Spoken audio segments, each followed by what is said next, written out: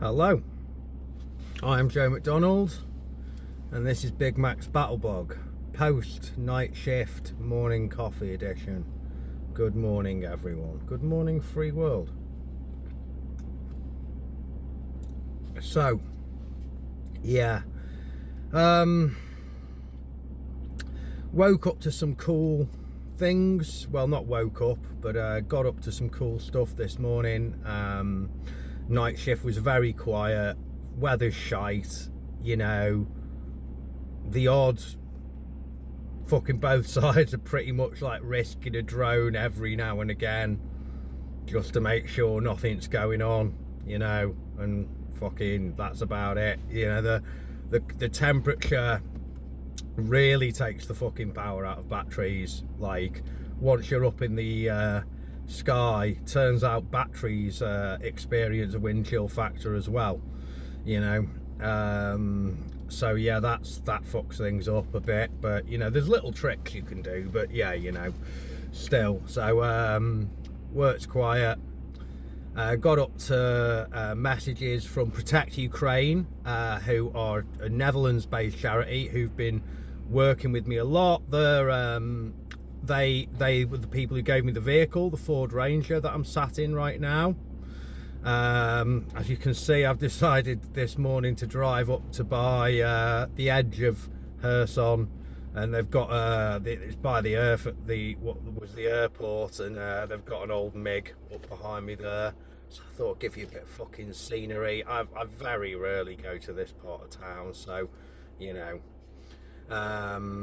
get away with it for a bit.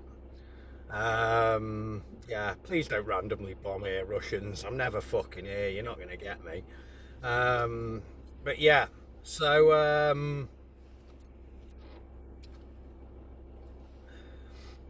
yeah, Protect Ukraine, absolutely brilliant charity. They also work with Netherlands for Ukraine, and Eyes on Ukraine, and Ukraine Aid Ops, and they're all these big charities like cooperating together, so they're great. And you know, the Colo Foundation, who are Ukraine based, and that's like where I did my my drone trip, my original like quadcopter and patch up drone training. So hello One Sock, dog's in a cute mood this morning. He's a fucking bastard though. He's hidden his lead, and I was like, right, I've got to take you out for a piss and then we'll go and buy a lead. And the second he got out the door, he just ran off. There's this other bloke walking a dog, and One Sock was like aggressive. One Sock was chasing this dog, and his hackles are up, and it's only a little thing, and it's like, that guy's dog's never fucked with my dog before, so One Sock's just being a fucking dick. And it's like, mate, you know, that is not biting other people, biting the civilian populace's dogs is not a fucking, and scaring children and whatnot, although there weren't any there. But yeah, being a bad boy is something that might get your master killed here, you know. Like, you don't want to have him like chewing on a babushka's cat. Well, you know, a lot of Ukrainian women have got these lap dogs, I think is it, stupid little fucking rat dogs. I mean, lap dogs is the probably the way to put it.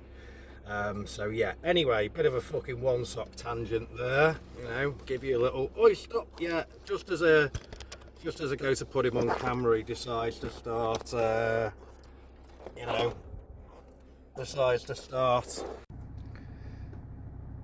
the gates of Kherson.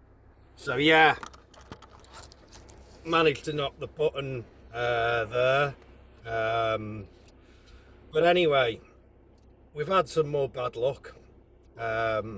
We took some more casualties the other day. I'm not going to say what part of the battalion it was or how they were wounded, or one killed. I knew all of them. The wounded guys, I'm not really quite certain of the seriousness yet.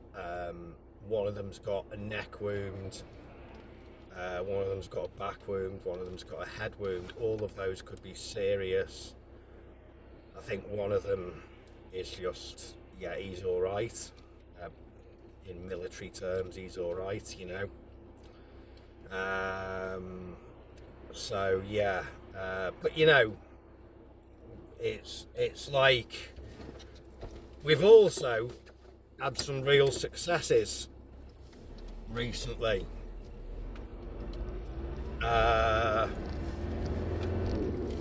You know, again, just trying to carefully choose my words. You know, some information that we provided to our partner units in the area just like 2 days ago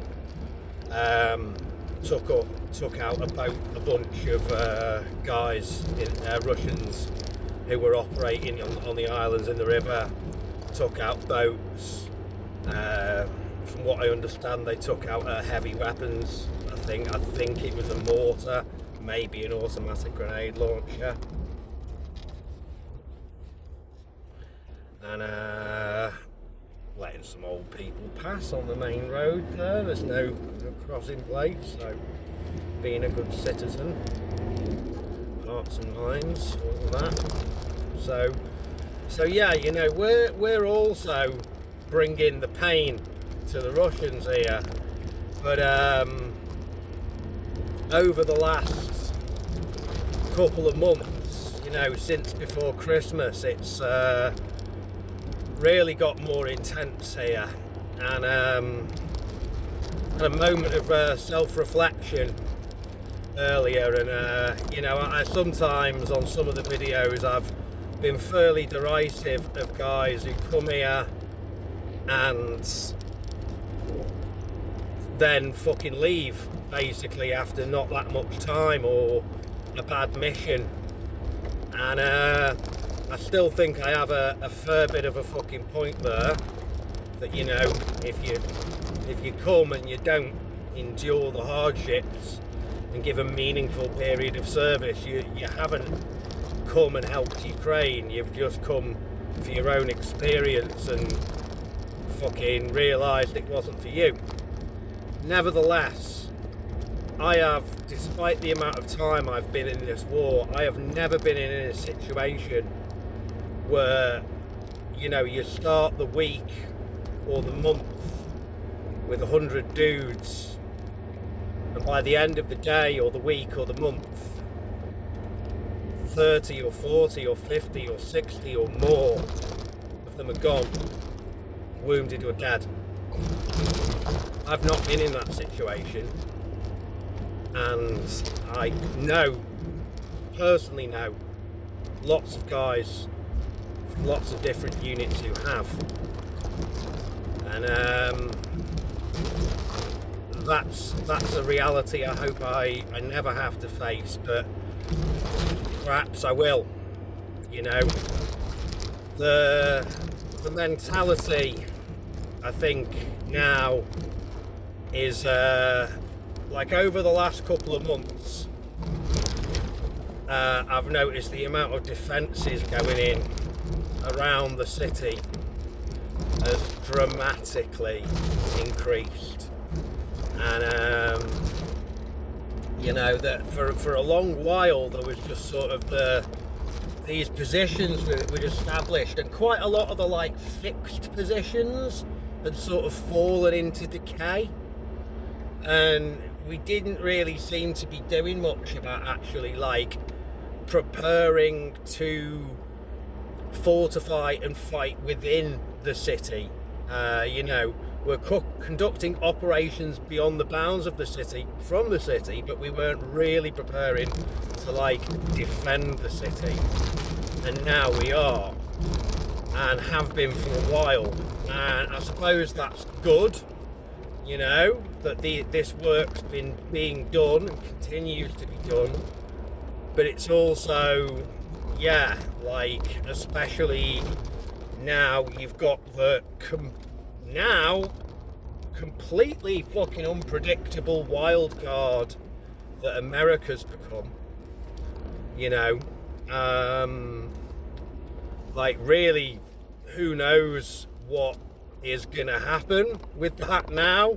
You know, there's been quite a bit of stuff recently that like none of us could have predicted fucking like the whole Gulf of America thing is like a funny whatever, you know, but like the Greenland thing, like what the hell? Couldn't you just, you know, offer the Danish some money and like, yeah, look, mate, we want to build a big military base there. I think we've already got one. Have they already got one? Probably. They've got, the US has a base in a lot of countries. Yeah. Anyway, again, bit of a tangent there. But yeah, like what this is going to mean, what like America right now, all foreign aid has stopped. That is adversely affecting some things already, but at this moment in time, right now, so far, it isn't really the military. It's affecting like you know, pretty much all the big demining projects, or a lot of them ran on American money. So humanitarian demining and EOD work, you know, there's fucking shells and rockets and missiles in hedgerows and parks and buried in the ground, really over quite a lot of Ukraine from 22, even as far as like Lviv and stuff. There's you know, contamination. So yeah, you know, that affects a lot of things for people and for charities and organisations like that. Whether there's going to come, you know, I hear the deal now is, you know, Ukraine's got to basically sign up for its mineral rights, which is, yeah, you know, I mean, well, it'd be a fair point if America's point was, we've given you all this money, like, you know, like they've just given it, right? You know, here's the thing about American aid.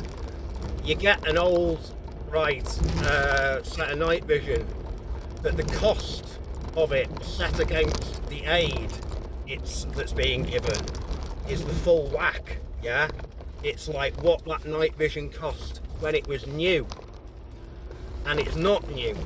It's been picked up and handled, at least the ones we got in the 1st Battalion in the Legion in the early days. It's been picked up and handled by every fucking recruit out there. So, you know, it's not really, and you know, a lot of this stuff has a shelf life, yeah? And you know, if you can offload that, and then, you know, your military can basically get new stuff that's all produced, you know, by American companies, it's a good way to circulate money. There's also, you know, satellite data that America's provided. I've seen some of it. It isn't the best. They're not giving the top drawer stuff. You know, they're charging full whack for it. That costs a lot of money. So, you know, while there's also the fact that what you're buying with that aid is like, you know, the global balance of power remaining more or less the fucking same. But like, yeah, let's not worry about that. So, you know, I really fucking hope that you know, what I sort of predict is going to happen is President Trump is going to, you know, like him or love him. That's dislike him or love him. That's what he is now. President Trump is gonna, you know, make demands, and I think Zelensky is gonna do the best to go along with them, and Russia's gonna break the treaty, and hopefully, you know, Russia will violate the agreement one way or the other. Probably multiple ways, you know. And hopefully that will get President Trump and America to go, all right, we're putting an end to this thing properly. Have all the weapons you want, right? You know, maybe even, we could have troops on the ground in Ukraine taking the pressure off just the fucking, we could have UN peacekeeping troops along Belarus and Moldovan border, for instance, to eliminate the threat of a military advance from those directions, free up a lot of Ukrainian soldiers and equipment. Because obviously, you have to have not just, some infantry and a few guys with drones there. You've got to have fucking artillery and tanks and something, to actually stop an advance from those areas, So, yeah, that would be wonderful. Anyway, more in a bit. Joe needs coffee. Now, I'm going to talk a bit about motivation. Some of you may have seen a Facebook post I put up the other day for a post, a community post. If you look on the tabs on my channel and go to like the right, you might have to thumb across. That's where I can like write something and put up a photo, or share a link to a song I like or whatever, things like that. So I wrote something about motivation, and I think most people liked it, but I also think it was pretty fucking raw. So I want to talk about that now. I don't actually have a second phone to hand, so I don't actually know how. Suppose I could get my tablet out. I'm pretty sure the battery's dead. How to like have it to read while I'm talking about this, but let's make some attempts. So I have been in this country now for like 2 years and a couple of months. I did between 7 and 8 months in 2022 with 1st Battalion, the Legion. From basically the start, I turned up March 10th.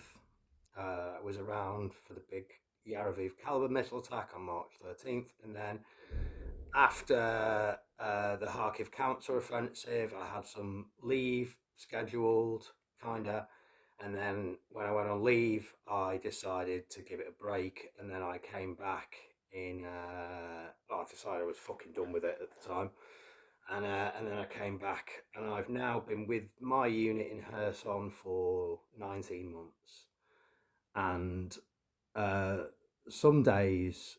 Uh, uh, at the moment, motivation to remain and finish my contract and is something I've been struggling with.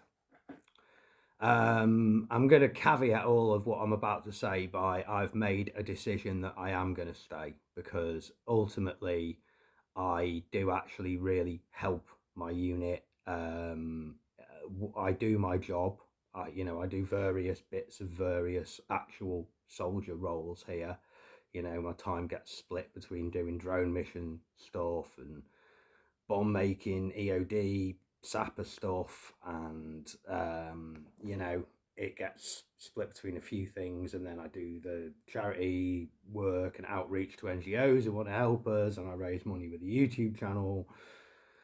And I run various workshops where drones, or at least I'm nominally in control of the workshops where drones and vehicles get fixed. And now I'm also one of the founders and founding board member of Safe Kherson, which is a charity that we've set up, which is primarily there to facilitate the paperwork necessary for when I buy a vehicle or another organization brings a vehicle into Ukraine. Because that's primarily what it is.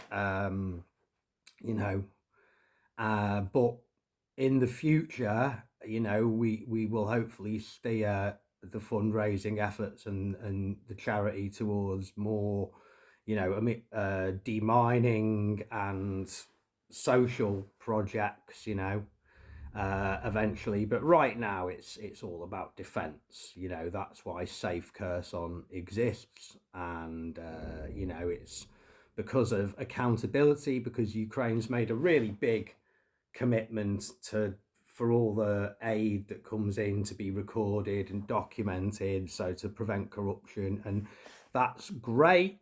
It makes loads of sense that they're doing that. It's just a fucking ball ache to do, and because of the logistics of how vehicles and shit move into the country, the time scale it's happening at, the chain of people between where the thing starts and it ending up with your unit in Ukraine, that kind of has its own speed. And sometimes it's like, I've got a car for you. It's like, when do you need the paperwork done by? And it's like, well, we're at the border. Someone's fucked up, and you're like fucking waking up officers. Anyway, I digress. So I do all that kind of stuff for my unit, and that I've also been involved in things that like will help many units in Ukraine now, like this thing with a lot of small silent generators that are perfect for drone teams to recharge the batteries at the position without giving yourself away. Low noise and heat signature generators. So without that, with that sort of stuff, I really am like helping Ukraine, and my like public position as a YouTuber who is a soldier here is probably of like more value to the war effort than like my individual efforts, which do achieve quite a bit of stuff on its own. So I can't. The way I see it is, I can't leave really. My friends who I've worked with for a year and a half here, my commander, the guys in the unit, they don't get to just quit, and so neither will I. And I know all the reasons I came here for, and what I want to stop, which is Putin's aggression, and what I want to make, which is like a better Ukraine, remain the same and remain like deeply valuable to me. But yeah, it's been 18 months, and the tours, from what I hear, from what I understand, like a year and a half is like if you were, say, an American and you got sent to Iraq, and then you got extended, your tour got extended because they needed people, they felt you were vital in some way. And yeah,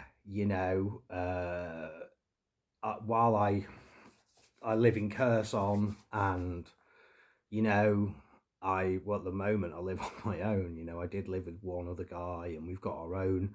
I mean, it's a horrible little Soviet flat, but it is a little flat, and we've got like running water and electricity and gas most most of the time.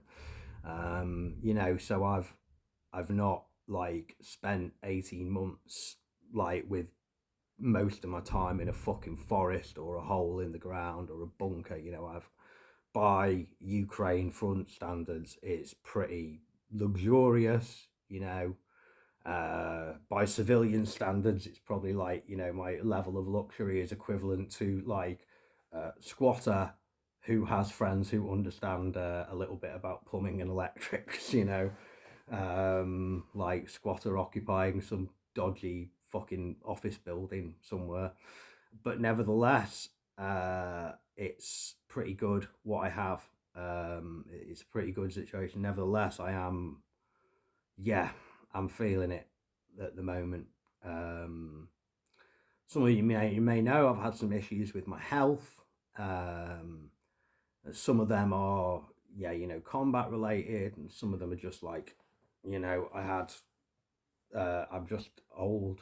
My knees definitely, like when I'm in body armor and I'm carrying equipment up and down stairs, like my fucking knees let me know that I'm not like 18 and fucking, or 25 and fit as fuck anymore.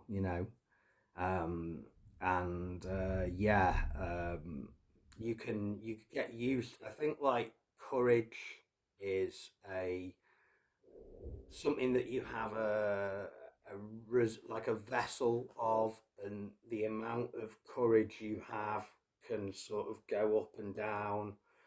For some people, it's very steady. The amount of resilience you have and determination to overcome the like constant threat of death or serious injury, and that it happens to people around you. And yeah, you know, at the moment I feel quite jumpy, you know, just driving in certain parts of the city where I used to be like, you know, obviously we could die here, but fucking why stress about it? Now I'm like, you know, it's a bit wincy, but you know, you just gotta. This is it, right? These are the truths of, at least for me, how you'll feel if you're in a situation like this for a prolonged amount of time. And yeah, that's how I feel right now. I felt this way in the past, then I felt differently again. I'm sure it's about the same, but yeah, Jesus fucking Christ, it's been a long war for me now, and I've got a year and a half.